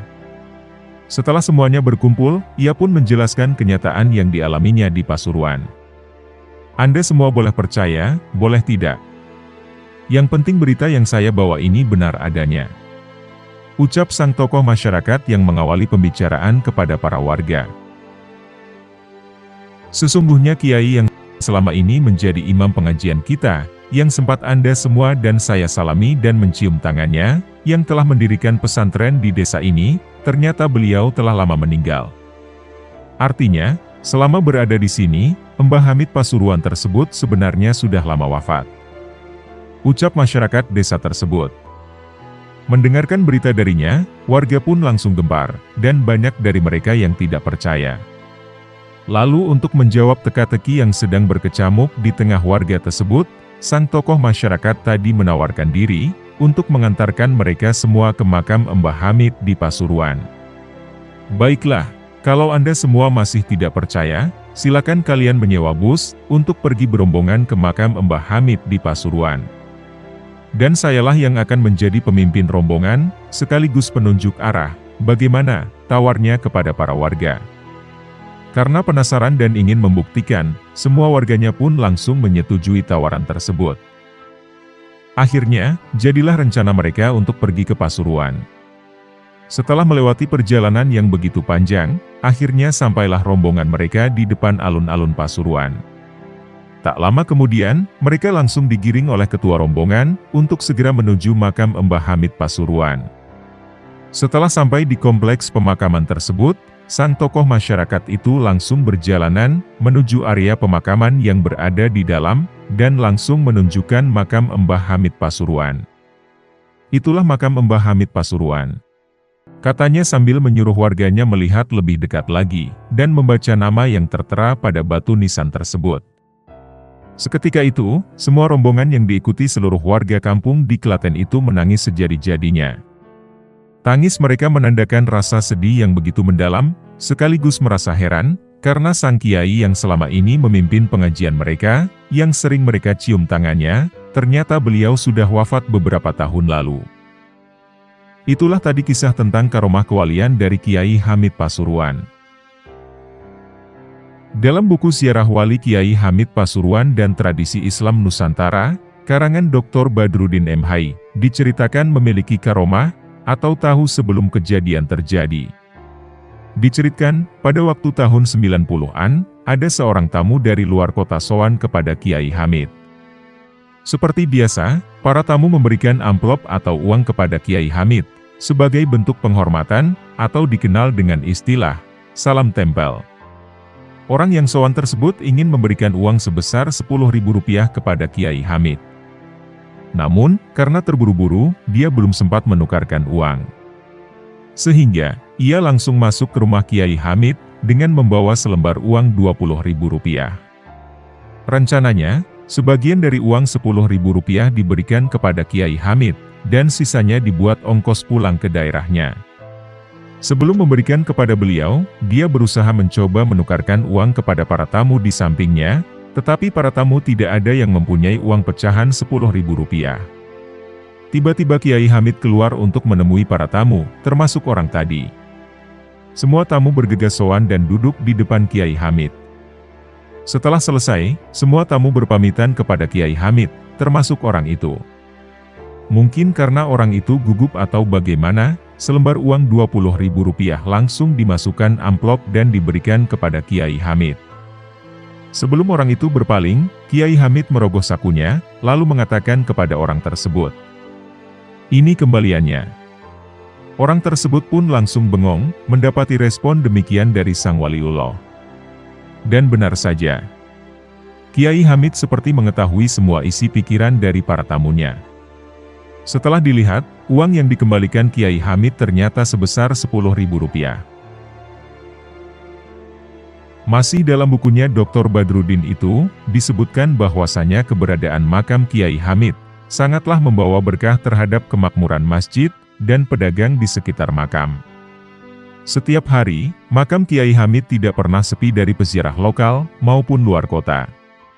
Pada umumnya, para peziarah Wali Songo Jawa Timur, Jawa Tengah, dan Jawa Barat, tidak pernah melewatkan kesempatan untuk ziarah ke makam Kiai Haji Abdul Hamid. Tidak cuma itu, semenjak ada makam Kiai Haji Abdul Hamid, setiap malam Jumat Legi, kawasan sekitar Masjid Al-Anwar, dan alun-alun kota Pasuruan menjadi ramai. Itulah sosok Kiai Hamid Pasuruan. Semoga kita bisa mengambil hikmah dari kisah ini. Itulah karomah para kekasih Allah. Mereka mempunyai batiniah yang melintas batas. Karomahnya tak bisa dinalar dengan pikiran manusia. Itulah kehendak Allah yang memberikan karomah kepada hambanya yang terkasih. Kiai Haji Abdul Hamid bin Abdullah Umar. Beliau lahir pada tahun 1333 Hijriah, atau bertepatan pada tahun 1914 Masehi.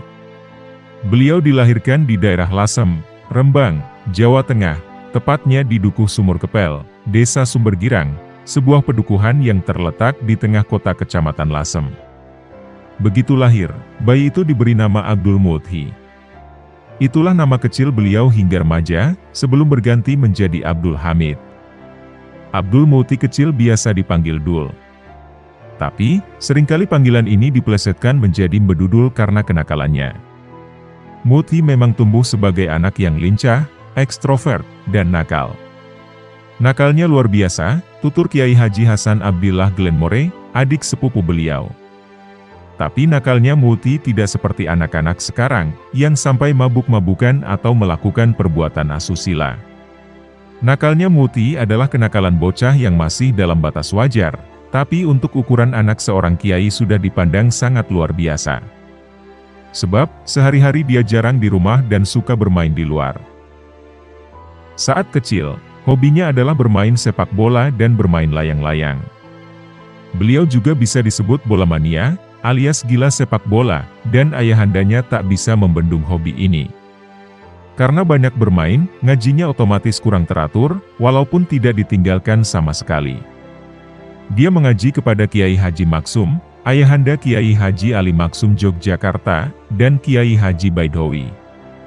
Yang mana, mereka berdua adalah dua pentolan ulama Lasem. Ketika mulai beranjak remaja, dia mulai gemar belajar kanuragan, semacam ilmu kesaktian bela diri. Belajarnya pun cukup intensif, sehingga mencapai taraf ilmu yang cukup tinggi. Sampai bisa menangkap babi jadi-jadian.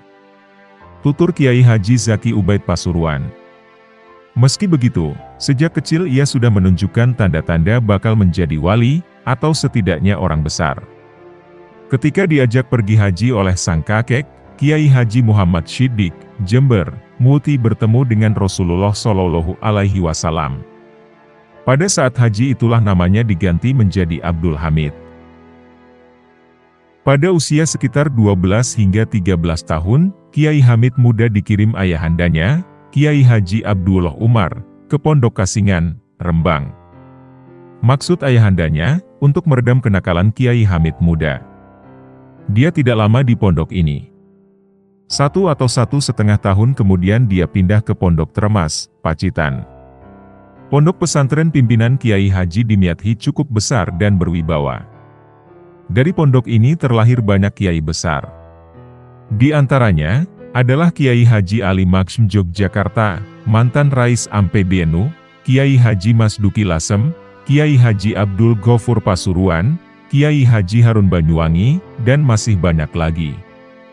Walaupun kegemarannya bermain sepak bola masih berlanjut, di pesantren inilah beliau mulai mendapat gemblengan ilmu yang sebenarnya. Uang kiriman dari orang tuanya, hanya cukup untuk dipakai makan nasi tiwul. Walau begitu, tidak membuatnya lantas patah arang. Dia tetap betah tinggal di sana sampai 12 tahun. Hingga pada akhirnya, beliau mencapai taraf keilmuan yang tinggi di berbagai bidang. Setelah 12 tahun belajar agama di Pondok Tremas, Kiai Abdul Hamid dipinang oleh pamannya sendiri, Kiai Haji Ahmad Kusyairi, untuk dikawinkan dengan putrinya, Nyai Hajah Nafisah. Konon, Kiai Ahmad pernah menerima pesan dari ayahandanya, Kiai Haji Muhammad Shiddiq, supaya mengambil Hamid sebagai menantu. Sang kakek mengingat keistimewaan-keistimewaan yang sudah nampak pada saat Kiai Hamid masih muda. Antara lain, saat pergi haji dulu, dia bisa berjumpa dengan Rasulullah.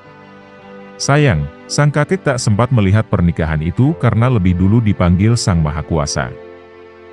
Seperti disebut dalam surat undangan, akad nikah akan dilangsungkan pada tanggal 12 September, tahun 1940 Masehi. Atau bertepatan dengan tanggal 9 bulan Syaban, tahun 1359 Hijriah. Acara tersebut dilaksanakan selepas zuhur pukul 1, di Masjid Jami, sekarang Masjid Agung Al-Anwar, Pasuruan. Namun, rencana tinggal rencana. Pada waktu yang ditentukan, para undangan sudah berkumpul di Masjid Jami, namun rombongan pengantin pria tak kunjung muncul hingga jam menunjuk pukul 2. Terpaksa acara melompat ke sesi berikutnya, yaitu walimah di rumah Kiai Ahmad Kusyairi, di Kebonsari, Kompleks Pesantren Salafiyah. Di sana, orang-orang kembali dibuat menunggu. Ternyata, rombongan pengantin pria baru datang sore hari, setelah acara walimah rampung dan para undangan pulang semua. Ternyata, para rombongan menyempatkan ziarah terlebih dahulu. Mereka ziarah terlebih dahulu ke Sunan Bonang, Sunan Derajat, dan Sunan Ampel. Apa boleh buat, akad nikah pun dilangsungkan tanpa kehadiran undangan, dan hanya disaksikan para handai tolan. Sejak pernikahan itu, Kiai Haji Abdul Hamid tinggal di rumah mertuanya. 5 atau 6 tahun kemudian, Kiai Ahmad Kusyairi pindah ke Jember, lalu pindah ke Glemore, Banyuwangi. Tinggallah kini Kiai Hamid bersama istrinya saja. Beliau berdua, kini harus berjuang secara mandiri, mengarungi samudera kehidupan dalam biduk rumah tangga yang baru mereka bina. Untuk menghidupi diri dan keluarga, Kiai Hamid berusaha apa saja. Dari jual beli sepeda, berdagang kelapa dan kedelai, sampai menyewa sawah, dan berdagang spare part dokar. Hari-hari mereka adalah hari-hari penuh keprihatinan. Makan nasi dengan kerupuk, atau tempe panggang, sudah menjadi kebiasaan sehari-hari. Terkadang, sarung yang sudah menerawang karena sudah usang, masih dipakai beliau, dengan cara dilapisi kain surban supaya warna kulitnya tidak kelihatan. Akan tetapi, Kiai Hamid tak kenal putus asa, beliau terus berusaha dan berusaha. Kiai Hamid dikenal sebagai sosok yang rajin belajar. Beliau sering membeli kitab untuk dipelajari sendiri. Bahkan, setelah berkeluarga di Pasuruan, ia masih mengaji kepada Habib Ja'far bin Syaihon Assegaf, seorang tokoh ulama yang sudah terkenal waliullah.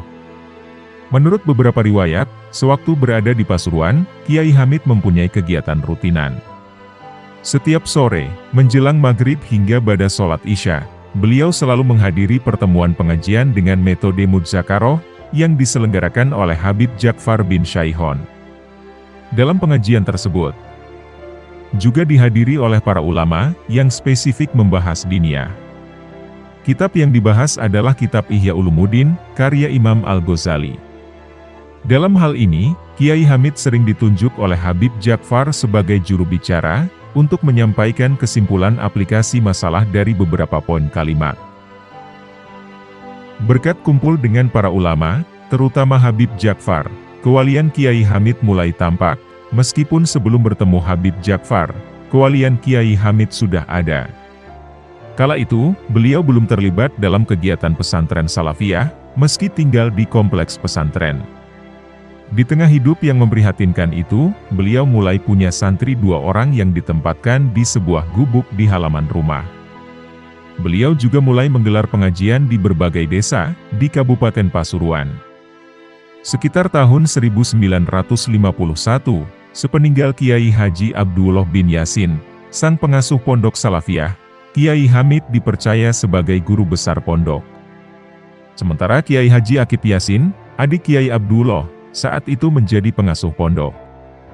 Meski demikian, secara de facto, Kiai Hamidlah yang memangku seluruh kegiatan pondok itu. Mulai mengurusi hal remeh, hingga hal penting beliau kerjakan semua. Hal tersebut lantaran Kiai Akip yang muda itu, masih belajar di Lasem. Kiai Hamid benar-benar berangkat dari titik nol, dalam membina pondok Salafiyah. Sebab, saat itu sangat sedikit santrinya. Para santri sebelumnya tidak tahan dengan disiplin tinggi yang diterapkan Kiai Abdullah. Walaupun tak ada promosi, satu demi satu santri mulai berdatangan. Prosesnya sungguh natural, tanpa rekayasa. Perkembangannya memang tidak bisa dibilang melesat cepat, tapi pergerakan peningkatan itu pasti. Terus bergerak dan bergerak, hingga kamar-kamar yang ada tidak mencukupi untuk para santri, dan harus dibangun kamar yang baru. Pada saat itu, jumlah santrinya sudah mencapai ratusan orang.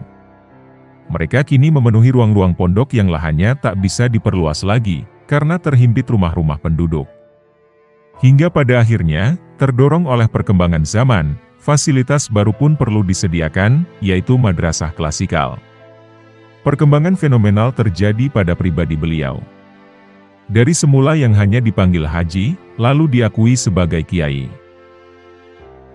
Pengakuan masyarakat semakin membesar dan membesar. Tamunya semakin lama semakin banyak.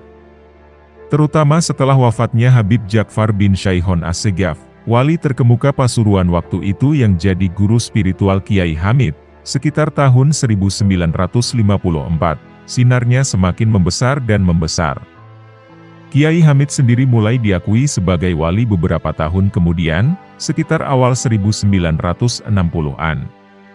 Pengakuan akan kewalian itu kian meluas dan meluas, hingga akhirnya mencapai taraf muttafaqun alaih, atau disepakati semua orang, termasuk di kalangan mereka yang selama ini tak mudah mengakui kewalian seseorang. Ketika Kiai Hamid mulai berkiprah di Pasuruan, tak sedikit orang yang merasa tersaingi. Terutama ketika beliau menggelar pengajian di kampung-kampung. Maklumlah, beliau seorang pendatang. Ada kiai setempat yang menuduh beliau mencari pengaruh dan menggerogoti santri mereka. Padahal, Kiai Hamid mengajar di sana atas permintaan penduduk setempat. Ibarat kata pepatah Jawa becik ketitik, olo ketoro, lambat laun beliau dapat menghapus kesan itu. Bukan dengan rekayasa, atau politik pencitraan yang canggih, melainkan dengan perbuatan yang nyata. Dengan tetap berjalan lurus, dan terutama dengan sikap tawadu, kehadiran beliau akhirnya dapat diterima sepenuhnya. Bahkan, mereka menaruh hormat pada beliau, justru karena sikap tawadu itu. Beliau memang orang yang sangat rendah hati. Kalau menghadiri suatu acara, beliau memilih duduk di tempat orang-orang biasa, yaitu di belakang, bukan di depan. Kiai Hamid selalu bersembunyi di pojokan kalau ada acara. Kata Kiai Hasan Abdillah. Beliau bersikap hormat pada siapapun. Dari yang miskin sampai yang kaya, dari yang jelata sampai yang berpangkat, semua dilayaninya, semua dihargainya. Misalnya, bila sedang menghadapi banyak tamu, beliau memberikan perhatian pada mereka semua.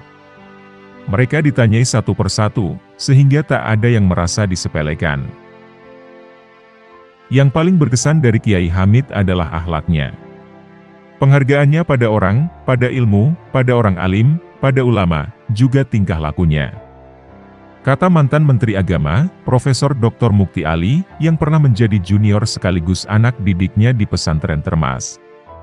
Beliau sangat menghormati pada ulama dan habaib. Di depan mereka, sikap beliau layaknya sikap seorang santri kepada kiainya. Bila mereka bertandang ke rumahnya, beliau sibuk melayani. Misalnya, ketika Said Muhammad bin Alwi Al-Maliki, seorang ulama kondang Mekah bertamu, beliau sendiri yang mengambalkan suguhan, lalu mengajaknya bercakap sambil memijatinya. Padahal tamunya itu lebih muda daripada usianya. Sikap tawadu itulah yang menjadi rahasia dari keberhasilan beliau. Karena sikap inilah, beliau bisa diterima oleh berbagai kalangan, mulai dari orang biasa, hingga tokoh besar. Para kiai tidak merasa tersaingi, bahkan menaruh hormat, ketika melihat sikap tawadu beliau yang tulus, dan tidak dibuat-buat.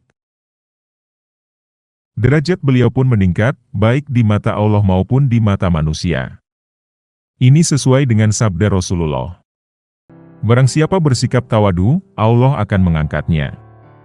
Beliau orangnya sangat penyabar, sementara pembawaan beliau halus sekali. Sebenarnya, di balik kehalusan itu tersimpan sikap keras dan temperamental. Hanya berkat riyadhah, atau latihan yang panjang, beliau berhasil meredam sifat cepat marah itu, dan kemudian menggantinya dengan sifat sabar luar biasa. Riyadhah telah memberi beliau kekuatan hebat untuk mengendalikan amarah. Sebagai contoh, beliau dapat menahan amarah ketika disorongkan oleh seorang santri hingga hampir terjatuh. Padahal, santri itu telah melanggar aturan pondok, yaitu tidak tidur hingga lewat pukul 9 malam. Waktu itu hari sudah larut malam. Beliau disorongkan karena dikira seorang santri lain. Sudah malam, ayo tidur. Jangan sampai ketinggalan sholat subuh berjamaah, kata beliau dengan suara halus sekali. Beliau juga tidak marah, ketika mendapati buah-buahan di kebun beliau, habis dicuri para santri.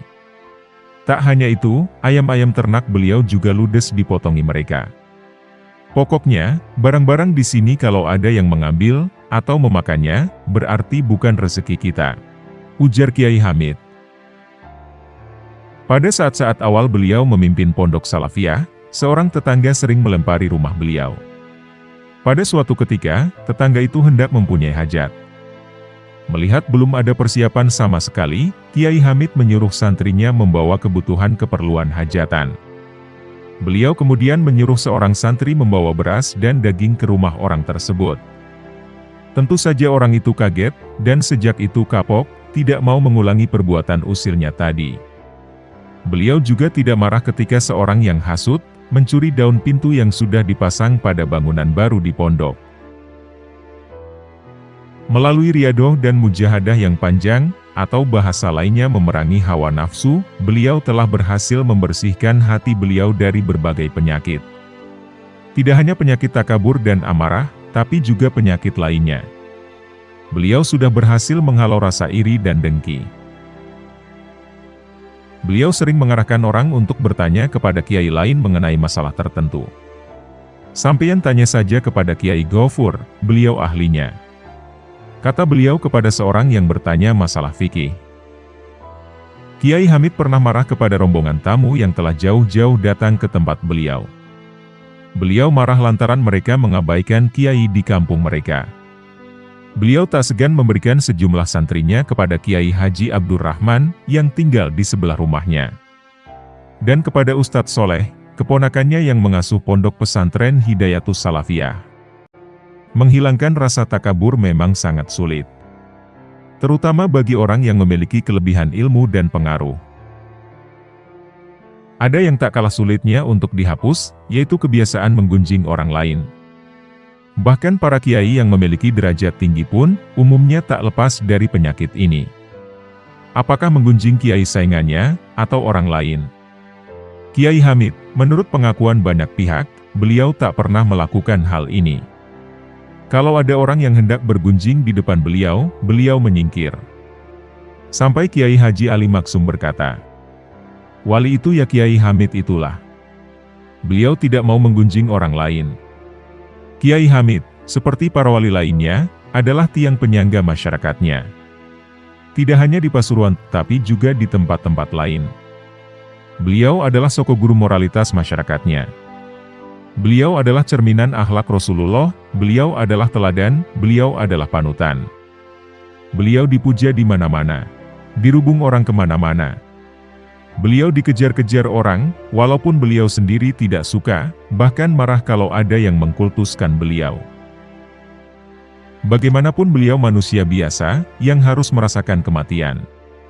Pada pukul 3 Sabtu dini hari, tanggal 9 Rabiul Awal, tahun 1403 Hijriah.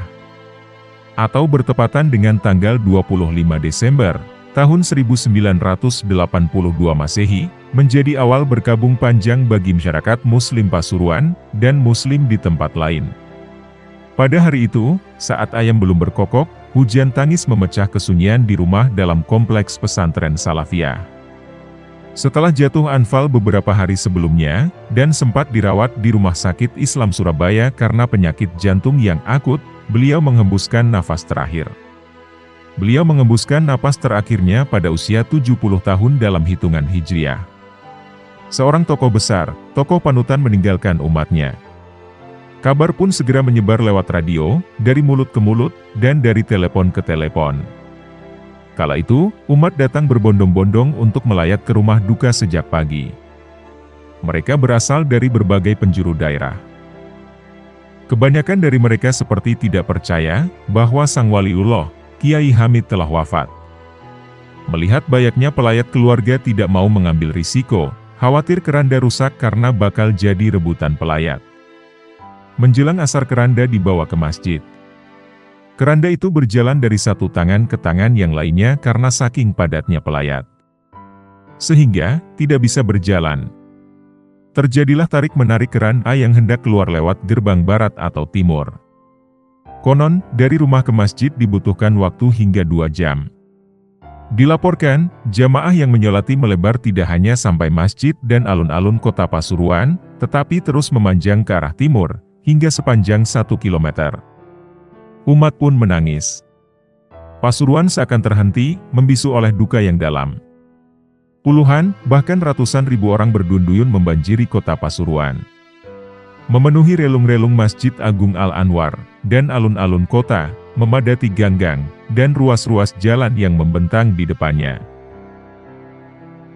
Mereka dalam gerak serentak, di bawah komando seorang imam, Kiai Haji Ali Maksum Yogyakarta, mengangkat tangan. Allahu Akbar.